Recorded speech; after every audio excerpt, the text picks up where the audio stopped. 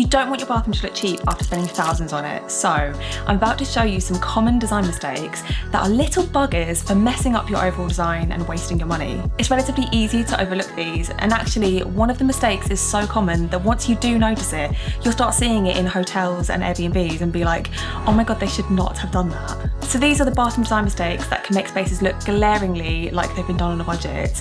And later I'll show you 3 real bathrooms that got the details just right. I'll show you how so you can borrow what works and make sure your bathroom feels considered and high quality no matter how much you have to spend on it.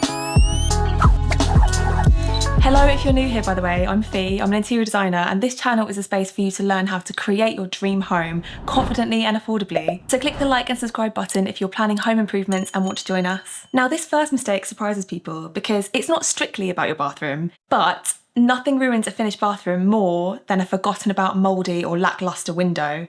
When everything else in your bathroom, like your taps, your tiles, your flooring, all look great, don't let it all down with the ugly window that you decided to do nothing about, and at least make a plan to paint the frames or switch the glazing for a more modern frosting. For lower budgets, you could also upgrade handles that are tired or rusting, or just finish your bathroom window with a considered window dressing that feels like a part of the space. So yeah, it's not the first area people think about when they're redoing a bathroom, but you really notice an unloved window when everything else is so perfect, so factor that into your bathroom planning. Next up is a mistake that makes bathrooms feel really off, but you can't pinpoint exactly why, and it's cold lighting.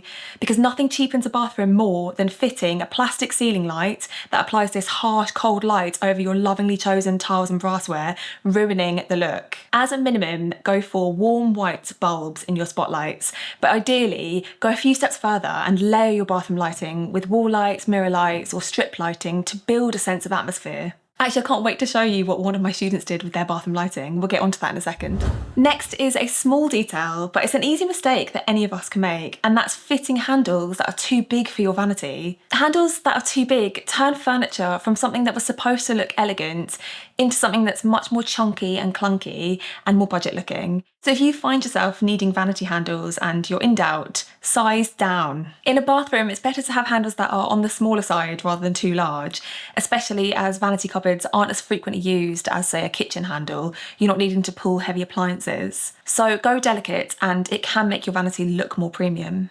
By the way, if you want your renovation to look better and cost less, I share detailed advice on layouts and budgeting and real client and student makeovers in my free newsletter. Over 28,000 of you have subscribed now, which is amazing. I've left a link in the description and I've popped a QR code on screen. Now this next small detail I want to mention because it can actually harm the visual continuity of your bathroom, which can make them feel really dated and busy. And it's all about the tile trim that you choose. Now, I mentioned this in a previous video and it raised a few eyebrows because some people had already done what I'm about to tell you to not do. But genuinely, I can't stress enough, context really matters when you design, so treat this as more of a starting point and not necessarily a rule, because sometimes it looks great. But yeah, the mistake is fitting shiny chrome or brass tile trim and make it really obvious. It creates a very visual edge, and it can sometimes make tiles feel less elevated than they could have looked. It's not right or wrong, because even some hotels and restaurants install it, but because of their overall material selection, they've chosen it in a room that's much higher end in finishes,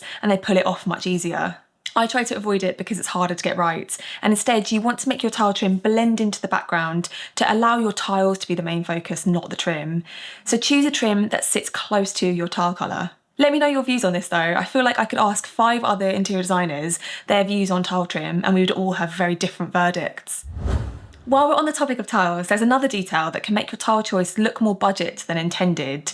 But again, it really depends on the colours and the context of the overall bathroom scheme that you're going for. Occasionally, tiles that have a beveled edge fitted with contrasting colour grout that makes them stand out can sometimes read as more budget looking in certain schemes. Instead, you're usually spot designers going for flat face tiles.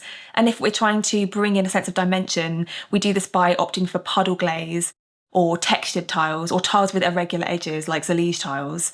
As I said though, context is everything. Like a bevel edge can work in some scenarios. For example, if you want a traditional rather than a modern aesthetic, or if you're channeling an industrial look in your bathroom, beveled edges are fine in this scenario.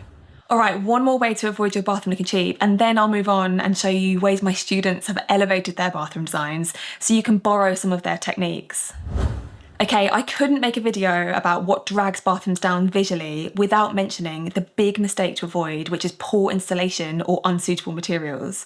More than any other room in your house, your bathroom needs meticulous installation and correct materials that respond to water and humidity and the practical needs of your home and lifestyle. Nothing will cheapen your bathroom more than poorly fitted or warping materials. And yes, I'm talking about bath panels here. Can you tell that I have trauma response?